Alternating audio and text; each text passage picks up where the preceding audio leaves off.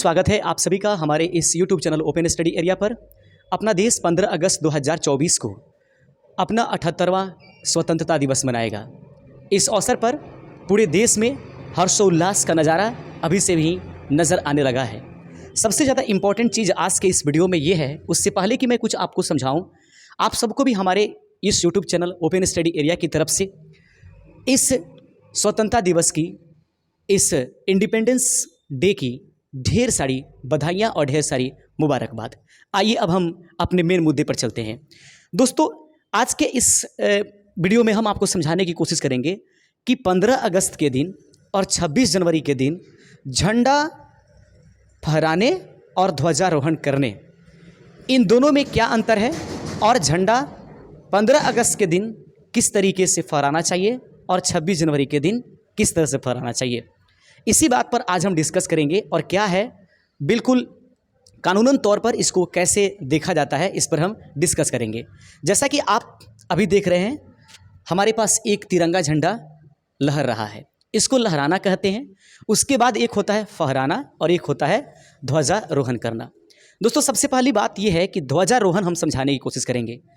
जब अपना देश 15 अगस्त 2024 को अपना 78वां स्वतंत्रता दिवस मनाएगा, उस दिन देश के वर्तमान प्रधानमंत्री श्री नरेंद्र मोदी के द्वारा दिल्ली के लाल किले पर ध्वजारोहण किया जाएगा।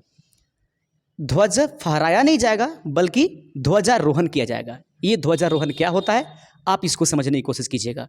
15 अगस्त के झंडे को किस तरीके से लहराया जाता है ये समझिए सबसे पहले। दोस्तों, ये दिल्ली के लाल किला पर अपना लहरता हुआ जो है तिरंगा झंडा दिखाई दे रहा है। एक तस्वीर और आपको दिखा रहे हैं, ये है हमारे देश के प्रधानमंत्री जो ध्वजारोहण कर रहे हैं। तो आइए सबसे पहले ध्वजारोहण मैं क्यों कह रहा हूं इसको समझिएगा। दोस्तों, हम इसको फिर पीछे लेकर के चलते हैं। ध्वजारोहण में क्या होता है कि देश के प्रधानमंत्री को लाल किला पर पहुंचने से पहले, ठीक है, इस तरीके से एक जो पाइप होता है, जो स्तंभ होता है, इसमें ध्वज को पहले से रिंग में लगाया गया रहता है। ठीक है, जैसे भी हो उसको रिंग में लगाया गया रहता है और लगा करके इस झंडे को जो होता है, यहाँ स्तंभ वाले स्थान पर झंडा यहीं पर रहता है और यहाँ से खींचने वाली बात होती है। जो उनमें सहायता करने वाले होते हैं, जो मतलब झंडा फहराने की, झंडा को जो लहराने वाली बात होती है, उसमें जो सहायता करने वाले लोग होते हैं देश के प्रधानमंत्री का, वो साथ में जो खड़े होते हैं, वो क्या कहते हैं, झंडा पहले यहाँ पर रहता है और इसको जो व्यक्ति प्रधानमंत्री है वो क्या करेगा, उसको पकड़ करके और झंडे को ऊपर की तरफ ले करके पहले आरोहित करना है। दोस्तों, आरोहित का मतलब होता है चढ़ाना। याद रखिएगा, हम इस स्तंभ से लड़ करके और अपने देश को इस शीर्ष पर पहुंचाए हैं। इसका प्रतीक होता है 15 अगस्त यानी स्वतंत्रता दिवस। यही कारण है कि देश का प्रधानमंत्री जो है सबसे पहले इस देश में ध्वज को आरोहित करते हैं, यानी ये ध्वज जो है शीर्ष की मतलब स्तंभ की तरफ रहता है, इधर उसको ले करके ऊपर जाया जाता है। ठीक है, और ले करके जाकर यहाँ पर कुछ दूरी पर यहाँ पर ला करके उसको स्टे करा करके, मैंने उसी क्रम में ले जा करके स्टे करा कर उसके डोरी को क्या करते हैं, ये खींच देते हैं। उस दौरान ये झंडा क्या होने लगता है, फिर अपना प्यारे देश भारत का तिरंगा जो है लहरना शुरू कर देता है। उम्मीद करते हैं कि आपको ये समझ में आ गया होगा कि 15 अगस्त यानी स्वतंत्रता दिवस की झंडा को जो हम फहराते हैं उसको ध्वजारोहण कहते हैं। याद रखिए, ध्वजारोहण का तरीका क्या है कि सबसे पहले जो भी जिस तरह से झंडे को बांधा जाता है शाम को हम इस ध्वज को कैसे बांधा जाता है, एक ध्वज लेकर के ओरिजिनल जो अपने देश का प्यारा तिरंगा है उसको बांध करके हम अगले वीडियो में आपको बता देंगे कि किस प्रकार से आप बांधिएगा, अच्छा तरीका क्या है। ठीक है, तो उसको लेकर के यहाँ पर उसको स्तंभ से लेकर के शीर्ष पर खींच करके लेकर के जाते हैं और उसके बाद उसके डोरी को खींच करके ध्वज को लहराते हैं। ये है तरीका 15 अगस्त यानी स्वतंत्रता दिवस की झंडा को फहराने का, यानी कि झंडा को फहराने का नहीं बल्कि झंडा यानी कि झंडा रोहण कराया जाता है। ठीक है, तो 15 अगस्त की झंडा को आप भी इस तरीके से फहराने की कोशिश कीजिएगा। ठीक है, अब आइए देख लेते हैं, एक और होता है जिसको झंडा फहराना कहते हैं। तो 15 अगस्त को हमारे देश के प्रधानमंत्री जो भी होते हैं उनके द्वारा ध्वजारोहण किया जाता है दिल्ली के लाल किले पर। यही तरीका है, अगर आप फहराना चाहते हैं तो इस तरीके से। अगला देख लीजिएगा, ये है तस्वीर मैंने आपको बताया था कि नरेंद्र मोदी जो है ध्वजारोहण कर रहे हैं। उसके बाद देखिए अब ये द्रौपदी मुर्मू।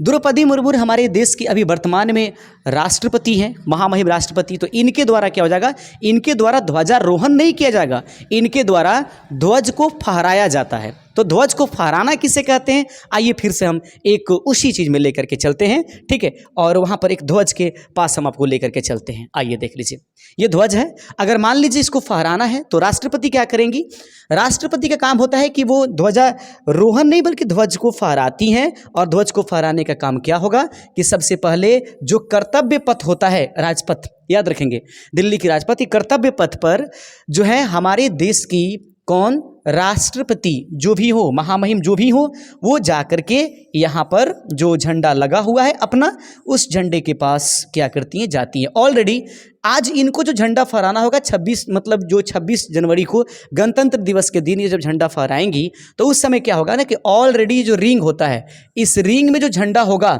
उसमें 2 डोरियाँ होती है, आपको पता है। एक फिक्स डोरी होती है और एक डोरी जो होती है जिसमें झंडा लगा रहता है, ठीक है।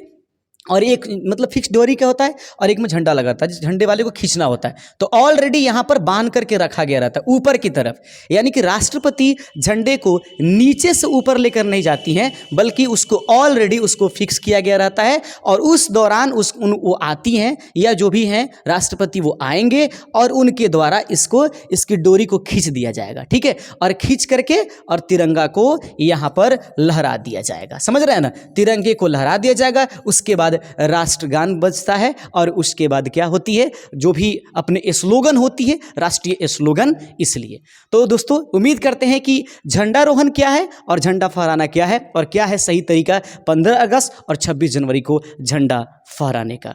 तो दोस्तों अगर किसी भी प्रकार की कोई डाउट होती है तो उस दौरान जो है आप हम किसी प्रकार कोई डाउट होता है तो कमेंट बॉक्स में करके हमें कमेंट करके बताइएगा। और कोई समस्या अगर आती है, आपको हमारा वीडियो कैसा लगा हमें ज़रूर बताइएगा। हर्षोल्लास के साथ अपने देश का ये स्वतंत्रता दिवस आप मनाइए। जय हिंद, जय भारत।